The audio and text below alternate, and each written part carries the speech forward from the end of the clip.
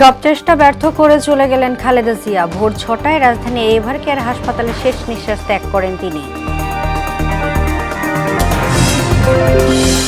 আপসের নেত্রী ছিলেন খালেদা জিয়া। তার বিদায়ে রাজনীতিতে তৈরি হলো গভীর শূন্যতা। ইতিহাসে অমর হয়ে থাকবেন কর্মের মাধ্যমে। সারা দেশে জেঁকে বসেছে হাড় কাঁপানো শীত। বিপর্যস্ত জনজীবন, সর্বনিম্ন তাপমাত্রা কিশোরগঞ্জের নিকুলিতে। এবং নিরপেক্ষ নির্বাচনে ফের সমর্থন যুক্তরাষ্ট্রের। ভোট নিয়ে ষড়যন্ত্রের বিরুদ্ধে কঠোর হুঁশিয়ারি প্রধান উপদেষ্টা।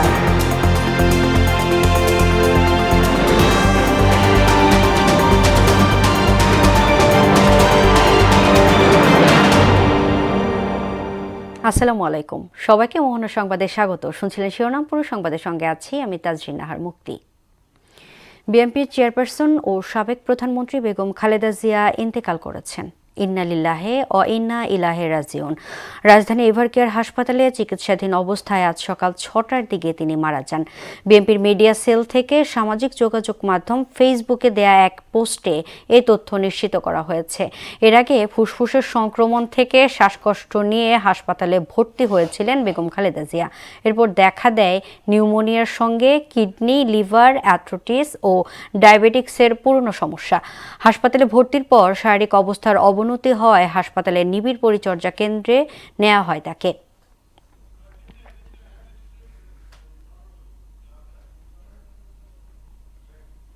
বেগম খালেদা জিয়া 1991 সাল থেকে 3বার বাংলাদেশের প্রধানমন্ত্রী হিসেবে দায়িত্ব পালন করেছেন। বাংলাদেশের প্রথম নারী প্রধানমন্ত্রী এবং মুসলিম বিশ্বের দ্বিতীয় নির্বাচিত নারী সরকার প্রধান। বেগম জিয়া 1946 সালের 15 আগস্ট দিনাজপুর জেলার ইসরকান্দার মজুমদার ও তৈয়বা মজুমদারের ঘরে জন্মগ্রহণ করেন। তার আদিবাড়ি মূলত দেশের দক্ষিণ পূর্ব জেলা ফেনীতে। 1960 সালে তিনি জিয়াউর রহমানকে বিয়ে করেন। সিফাত রহমান জেসির প্রতিবেদন। বেগম জিয়া 1946 সালের 15 আগস্ট দিনাজপুর জেলা ইস্কান্দার মজুমদার ও তৈয়বা মজুমদারের ঘরে জন্মগ্রহণ করেন। তার বাবা ভারতের জলপাইগুড়ি থেকে বিভক্তির পর তৎকালীন পশ্চিম পাকিস্তানে চলে আসেন। 1991 সাল থেকে 3বার বাংলাদেশের প্রধানমন্ত্রী হিসেবে দায়িত্ব পালন করেছেন। বাংলাদেশের প্রথম নারী প্রধানমন্ত্রী এবং মুসলিম বিশ্বের দ্বিতীয় নির্বাচিত নারী সরকার প্রধান। জিয়াউর রহমান বীর উত্তম যখন বাংলাদেশের রাষ্ট্রপতি হন, তখন বেগম জিয়া ফার্স্ট লেডি হিসেবে তার সঙ্গী হিসেবে যুক্তরাজ্যের প্রধানমন্ত্রী মার্গারেট থেচার এবং নেদারল্যান্ডের রানী জুলিয়ানার সাথে বিশ্ব নেতৃবৃন্দের সাথে সাক্ষাৎ করেন। 1981 সালের ব্যর্থ অভ্যুত্থানে রাষ্ট্রপতি জিয়ার শাহাদাত বরণের পর তিনি 1982 সালের 2 জানুয়ারি সাধারণ সদস্য হিসেবে বিএনপিতে যোগদান করেন। 1983 সালের মার্চ মাসে দলের ভাইস চেয়ারম্যান নির্বাচিত হন এবং 1984 সালের আগস্টে দলের চেয়ারপারসন নির্বাচিত হন। 1982 সালে বাংলাদেশ সেনাবাহিনীর প্রধান জেনারেল হুসেইন মোহাম্মদ এরশাদের নেতৃত্বে একটি সামরিক অভ্যুত্থানের পর খালেদা জিয়া গণতন্ত্র পুনরুদ্ধারের জন্য সর্বাত্মক আন্দোলনের সূচনা করেন। তিনি এরশাদের স্বৈরাচারের অবসান ঘটাতে 1983 সালে গঠিত 7 দলীয় জোট গঠনের স্থপতি ছিলেন। তিনি 1986 সালের কারচুপি নির্বাচনের বিরোধিতা করেন এবং নির্বাচনে অংশগ্রহণ থেকে বিরত থাকেন। যদিও আওয়ামী লীগ, জামায়াতে ইসলামী এবং বাংলাদেশের কমিউনিস্ট পার্টির মতো রাজনৈতিক প্রতিদ্বন্দ্বীরা এরশাদের অবৈধ সরকারকে বৈধতা দেওয়ার জন্য জাতীয় পার্টি নেতৃত্বাধীন শাসনের অধীনে নির্বাচনে যোগ দিয়েছিল।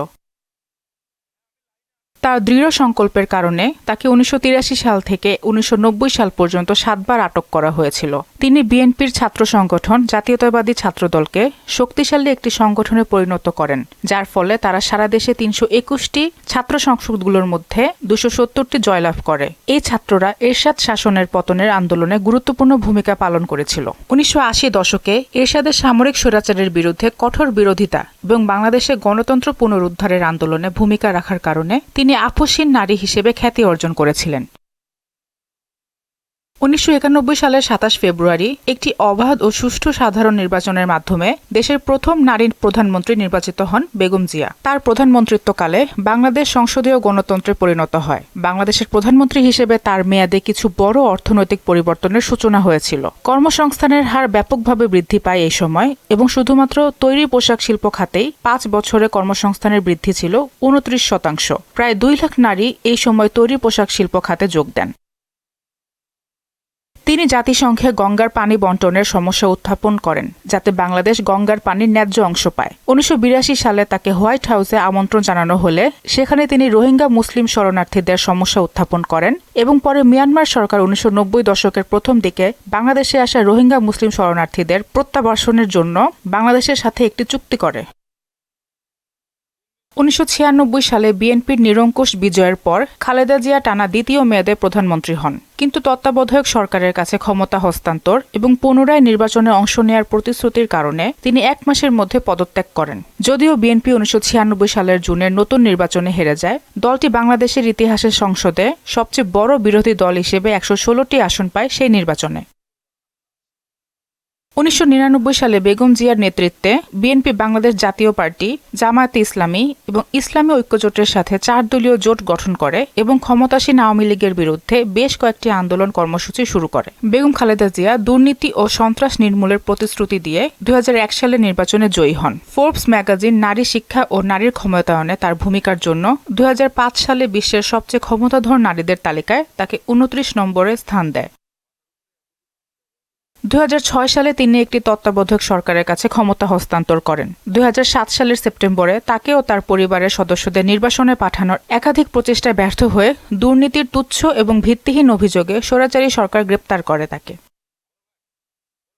ক্ষমতায় থাকাকালীন খালেদা জিয়ার সরকার বাধ্যতামূলক বিনামূল্যে প্রাথমিক শিক্ষা, মেয়েদের জন্য 10ম শ্রেণী পর্যন্ত বিনামূল্যে শিক্ষা, ছাত্রীদের জন্য একটি শিক্ষা উপবৃত্তি এবং শিক্ষা কার্যক্রমের জন্য খাদ্য প্রবর্তন করে শিক্ষাক্ষেত্রে যথেষ্ট অগ্রগতি করেছিল। তার সরকার সরকারি চাকরিতে প্রবেশের বয়সসীমা 27 বছর থেকে বাড়িয়ে 30 বছর করে এবং শিক্ষা খাতে সর্বোচ্চ বাজেট বরাদ্দ করে।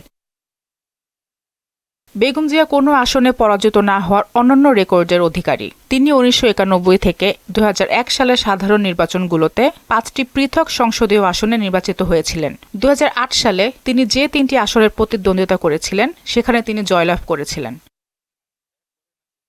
সিফাত রহমান জেসি, মোহনা সংবাদ। সারা দেশে জেঁকে বসেছে হাড় কাঁপানো শীত। দেশের সর্বনিম্ন তাপমাত্রা কিশোরগঞ্জের নিকুলিতে ঘন কুয়াশার হিমেল হাওয়ায় বিপাকে পড়েছেন নিম্ন আয়ের মানুষ। প্রতিনিধিদের তথ্যে আরও জানাচ্ছেন আফরিন পপি।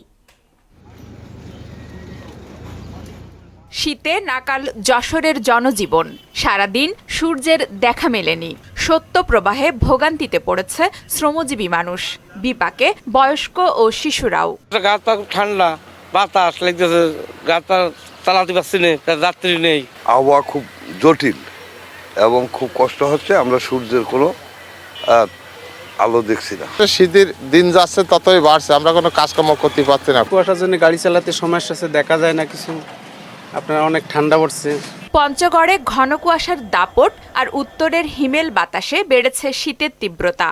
ভোর থেকে ঘন কুয়াশা ও হিমেল হাওয়ায় জুবুথুবু অবস্থা। প্রচণ্ড শীতে স্বাভাবিক কর্মকাণ্ড ব্যাহত হচ্ছে। পঞ্চগড় সর্ব উত্তরের জেলা, শীতের প্রকোপ অনেক বৃদ্ধি পেয়েছে, এই জন্য শীতজনিত রোগও বৃদ্ধি পেয়েছে। চুয়াডাঙ্গায় ক্রমেই বাড়ছে শীতের তীব্রতা। মৃদু সত্য প্রবাহ বয়ে যাওয়ায় কনকনে ঠান্ডা, হিমেল বাতাস ও ঘন কুয়াশায় বিপর্যস্ত হয়ে পড়েছে জনজীবন।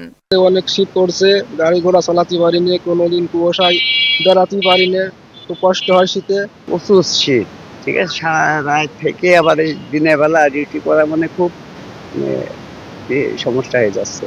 উত্তরের জেলা দিনাজপুরে দেখা মিলছে না সূর্যের। হিমেল হাওয়ায় বেড়েছে শীতের প্রকোপ, কষ্ট বেড়েছে খেটে খাওয়া ও নিম্ন আয়ের মানুষের।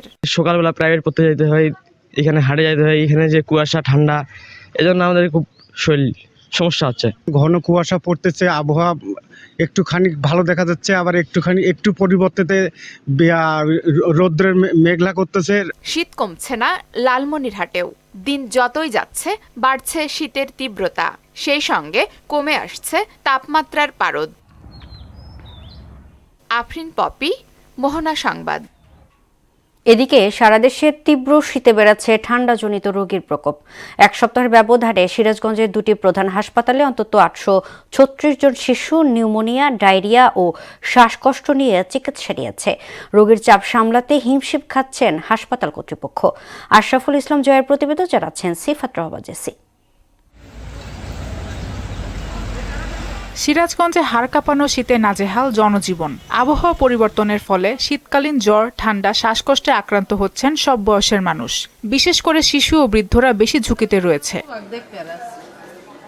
গত 7 দিনে সিরাজগঞ্জ 250 শয্যা জেনারেল হাসপাতালে 380 জন এবং শহীদ এম মনসুর আলী মেডিকেলে 456 জন শিশু চিকিৎসা নিয়েছে। শীতজনিত রোগ নিয়ে হাসপাতালে আসছেন শত শত রোগী। হাসপাতালে আইছি, এখানে ভর্তি করছে, সিট নাই, আমি যে ফ্লোরে নিয়ে বসে আছি। আমার জ্বর, আমার কাশি, বাল ঠেকতেছে না, বমি হয় এবং চোখ মুখ উপর দিকে তাকায়, এরকম আমরা বাচ্চাকে হাসপাতালে ভর্তি হয়েছে আর কি। বাচ্চার ঠান্ডা নিউমোনিয়া হয়েছে, 3 দিন ধরে আসছি, তো এখন নিয়ন্ত্রণে। প্রচন্ড ঠান্ডা আর হিমেল বাতাসে থাকা ধুলাবালি শিশুদের অসুস্থ হওয়ার প্রধান কারণ বলে জানান শিশু ওয়ার্ডের এই চিকিৎসক।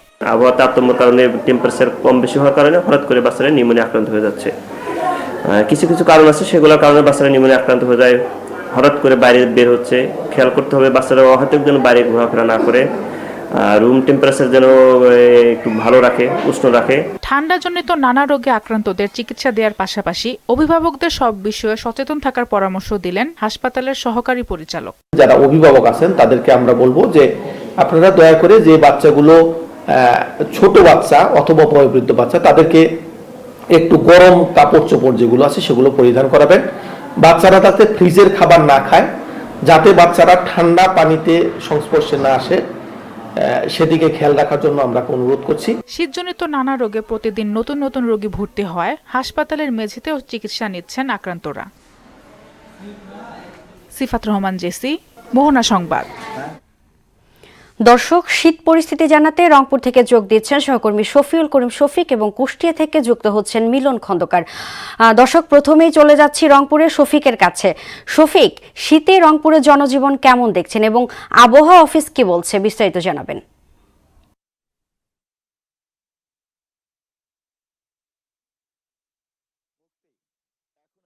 রংপুরের যে বিভাগীয় অফিস, আবহাওয়া যে বিভাগীয় অফিস আছে, এই জায়গা থেকে যদি রংপুর বিভাগের আবহাওয়ার কথা বলি, তীব্র শীত আর ঘন কুয়াশায় এই অঞ্চলের মানুষ খুব একটা ভালো নেই।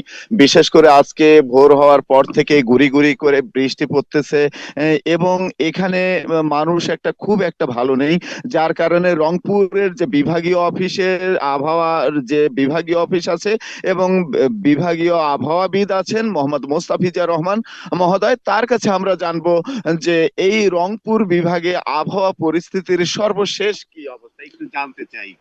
দেখুন, ডিসেম্বর, জানুয়ারি এবং ফেব্রুয়ারি 3টি মাস শীতের মাস। এই মাসেই আমরা সর্বনিম্ন তাপমাত্রা রেকর্ড করে থাকি এবং এই মাসেই মাঝারি থেকে ঘন কুয়াশা পরিলক্ষিত হয় এই রিজনটাতে।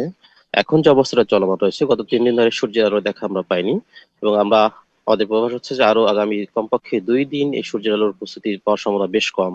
এবং এখন যে অবস্থাটা বিরাজমান রয়েছে সেটা হচ্ছে যে এখন ঘন কুয়াশা নেই, বা ড্রিজল হচ্ছে, যেটাকে আমরা গুড়ি গুড়ি বৃষ্টি বলি, বৃষ্টির মতো পড়তেছে। এই অবস্থাটা আমাদের রংপুর বিভাগের প্রায় সব জায়গাতেই বিরাজমান রয়েছে এবং সর্বনিম্ন তাপমাত্রা যেটা আমরা রেকর্ড করেছি তো 11 ডিসেম্বর 8.9 ডিগ্রি সেলসিয়াস ছিল, বাট গত কয়েকদিন ধরে এই সর্বনিম্ন তাপমাত্রাটা আমাদের রংপুর বিভাগে 11 থেকে 13 ডিগ্রি সেলসিয়াসের মধ্যে ভেরি করতেছে এবং সর্বোচ্চ তাপমাত্রা ভেরি করতেছে আপনার 14 থেকে 17 ডিগ্রি সেলসিয়াসের মধ্যে। দেখুন, যখন সর্বনিম্ন এবং সর্বোচ্চ তাপমাত্রা পার্থক্যটা বেশ কমে যায়, তখন শীতের অনুভূতিটা বেশ বেড়ে যায়, যেটা এখন বিরাজমান রয়েছে।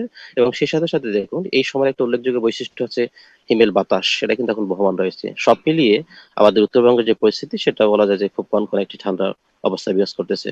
এবং এই সময়টার মধ্যে যে অবস্থাটা হয়, বিশেষ করে দেখবেন ঠান্ডাজনিত রোগগুলো সেগুলো খুব বেড়ে যায়, ঘন কুয়াশার কারণে অ্যাক্সিডেন্টটা খুব বেশি বেড়ে যায় এবং দেখবেন এই কুয়াশার কারণে কৃষির উপর একটা প্রভাব পড়ে।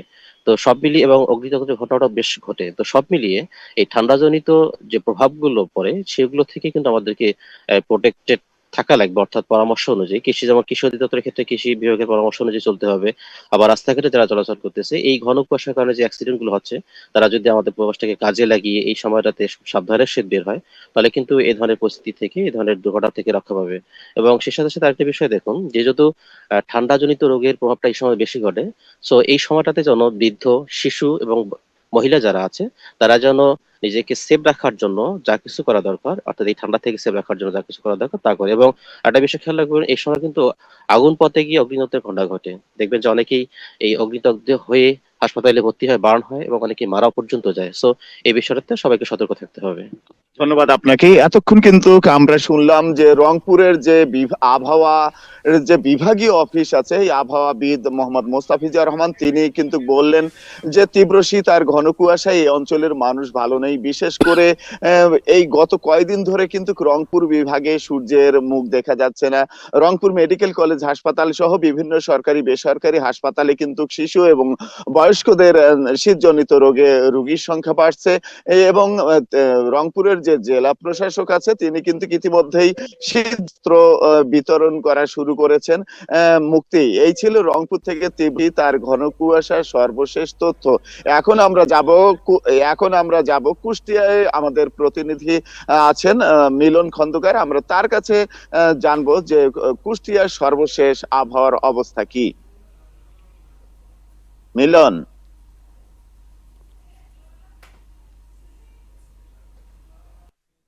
বলছিলেন সারা দেশের ন্যায় কুষ্টিয়াতেও কিন্তু জেগে বসেছে শীত। কয়েকদিন ধরে কিন্তু দেখা মেলেনি সূর্যের। ঘন কুয়াশা ও হিমল হাওয়ায় বিপর্যস্ত হয়ে পড়েছে নিম্ন আয়ের খেটে খাওয়া মানুষগুলো। আমি যদি আপনাকে একটু দেখাতে চাই যে সারা দেশের ন্যায় কুষ্টিয়াতেও শীতের তীব্রতায় সবচেয়ে বেশি ভোগান্তিতে পড়েছে নিম্ন আয়ের মানুষ ও ছিন্নমূলের আয়ের মানুষরা কিন্তু সব থেকে বেশি ভোগান্তিতে পড়েছে। তবে আমি শীতের তীব্রতার বিষয় নিয়ে আমি কুষ্টিয়া আবহাওয়া অধিদপ্তরে কথা বলেছি। তারা আমাকে যেমনটা জানিয়েছেন যে আজ সকাল 9টার আগ থেকেই কিন্তু শীতের তীব্রতা ছিল 12.2 ডিগ্রি। তার এই তীব্রতা থাকবে আগামীকাল সহ আরো বেশ কয়েকদিন। আমি আপনাকে আরেকটু বিষয় একটু জানিয়ে রাখি যে এই শীতের তীব্রতায় কিন্তু নিম্ন ও ছিন্নমূলের মানুষগুলো যে খেটে খাওয়া যেসব মানুষ আছে এবং শিশু বাচ্চা থেকে শুরু করে ঠান্ডা জ্বর কাশি তে কিন্তু কুষ্টিয়া সদর হাসপাতালে কিন্তু অসংখ্য রোগী কিন্তু এই চিকিৎসা নিচ্ছে। তো আমি এই বিষয় নিয়ে কুষ্টিয়া আবাসিক মেডিকেল অফিসারের সাথে কথা বলে জানিয়েছি। সে আমাকে যেমনটা জানিয়েছে যে আসলে এই ঠান্ডা জ্বর কাশি কিন্তু এই তীব্র শীতের কারণেই কিন্তু বেশিরভাগ বাড়ছে। তো এই ছিল আমার কাছে কুষ্টিয়া থেকে শীতের তীব্রতার শেষ সংবাদ। ধন্যবাদ শফিক ও মিলন এতক্ষণ আমাদের সাথে যুক্ত থাকবার জন্য। জুলাই গণ অভ্যুত্থানের শিক্ষার্থী আবু সাইদ হত্যা মামলার তদন্ত কর্মকর্তা রুহুল আমিনের পরবর্তী সাক্ষ্য গ্রহণ 6 জানুয়ারি ধার্য করেছেন আন্তর্জাতিক অপরাধ ট্রাইব্যুনাল। সোমবার ট্রাইব্যুনাল 2-এর তৃতীয় দিনের সাক্ষ্য গ্রহণ শেষে এই আদেশ দেন। এরপর তদন্ত কর্মকর্তাকে জেরা করেন আগামী পক্ষের আইনজীবীরা। এছাড়াও একই ট্রাইব্যুনালে জুলাই গণহত্যার মানবতা বিরোধী অপরাধে বর্তমানে কার্যক্রম নিষিদ্ধ আওয়ামী লীগের সাধারণ সম্পাদক ওবায়দুল কাদের সহ 7 জনের বিরুদ্ধে দায়ের করা মামলার পূর্ণাঙ্গ ওয়ারেন্ট রিপোর্ট ট্রাইব্যুনালে না আসায় মামলাটি আদালতে ওঠেনি।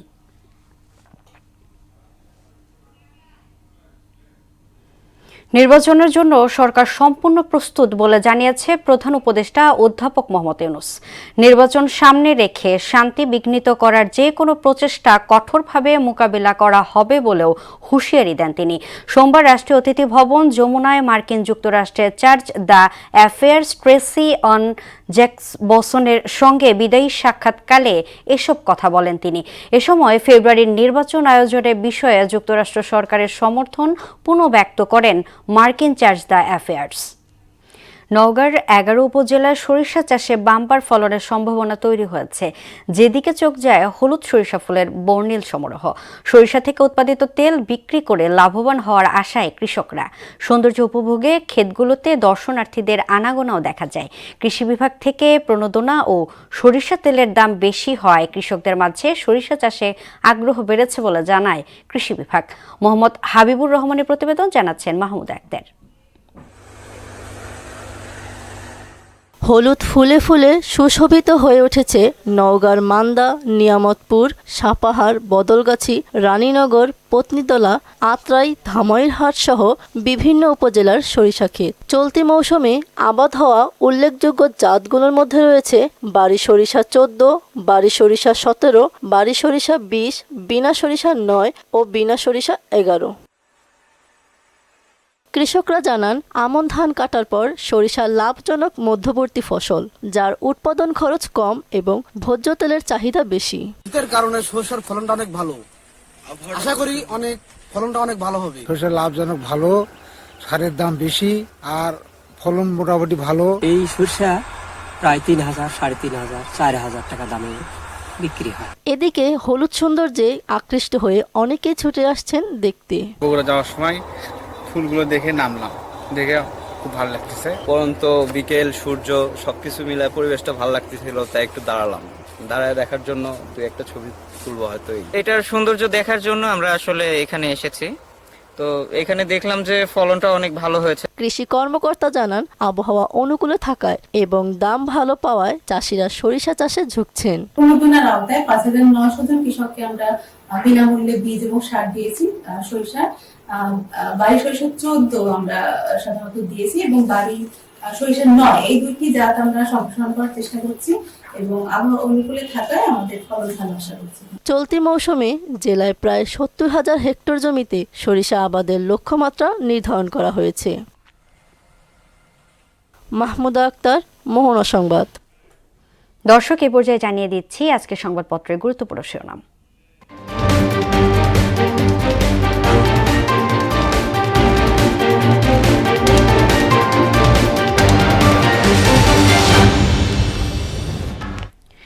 দর্শক, প্রথমে আমার হাতে আছে প্রথম আলো। প্রথম আলো শিরোনাম করেছে 117 আসনে বিএনপির 190 জন দলীয় সিদ্ধান্তের বাইরে প্রার্থী। জামাত সঙ্গীদের 110 আসন দিতে চায় অসন্তোষ ইসলামী আন্দোলন। এনসিপির ক্ষুদ্র নেত্রীরা ভোট থেকে দূরে, দুজনের পদত্যাগ। এরপর দৈনিক ইত্তেফাক শিরোনাম করেছে উৎসবে মনোনয়নপত্র দাখিল, নির্বাচন আয়োজনে আমরা পুরোপুরি প্রস্তুত। সমকাল শিরোনাম করেছে বিপুল প্রার্থী, উৎসব মুখর পরিবেশে মনোনয়ন জমা, জামাতের জোটে প্রার্থী জোট। ভোটে নেই আনোয়ার হোসেন মঞ্জু, ফিরোজ ও রুহুল হাওলাদার। ক্যান্সার রোগীর গড়ে খরচ 1.5 কোটি টাকা। বাংলাদেশ প্রতিদিন শিরোনাম করেছে নতুন করে দেশ গঠন, মব সন্ত্রাসে আক্রান্ত শিল্প কারখানা এবং বাণিজ্য প্রতিষ্ঠান, সারা দেশে ভোটের লড়াই, নির্বাচন অনুষ্ঠানে আমরা সম্পূর্ণ প্রস্তুত, ডক্টর ইউনূস। যুগান্তর শিরোনাম করেছে সারা দেশে উৎসবমুখর পরিবেশ, মনোনয়নপত্র জমা 2582। 48 ঘন্টায় শ্বাসরুদ্ধকর প্রচেষ্টা সফল, অবশেষে স্বতন্ত্র প্রার্থী হলেন ডক্টর তাসনিম জারা। 52 আসনে বিএনপির বিদ্রোহী প্রার্থী 71। এবং সর্বশেষ দ্য ডেইলি স্টার শিরোনাম করেছে 2,582 nomination papers submitted as deadline expires. Jamat's 2 priorities, youth education in manifest. NCP submit nomination form for 47. এই ছিল সংবাদপত্রের গুরুত্বপূর্ণ শিরোনাম। শেষ করব মোহনার সংবাদ, যাবার আগে শিরোনামগুলো দেখে নিচ্ছি আরও একবার। সব চেষ্টা ব্যর্থ করে চলে গেলেন খালেদা জিয়া। ভোর 6টায় রাজধানীর এভার কেয়ার হাসপাতালে শেষ নিঃশ্বাস ত্যাগ করেন তিনি। আপসের নেত্রী ছিলেন খালেদা জিয়া। তার বিদায়ে রাজনীতিতে তৈরি হলো গভীর শূন্যতা। ইতিহাসে অমর হয়ে থাকবেন কর্মের মাধ্যমে। সারা দেশে জেগে বসেছে হাড় কাঁপানো শীত, বিপর্যস্ত জনজীবন, সর্বনিম্ন তাপমাত্রা কিশোরগঞ্জের নিকলিতে। এবং নিরপেক্ষ নির্বাচনে ফের সমর্থন যুক্তরাষ্ট্রের। ভোট নিয়ে ষড়যন্ত্রের বিরুদ্ধে কঠোর হুঁশিয়ারি প্রধান উপদেষ্টার।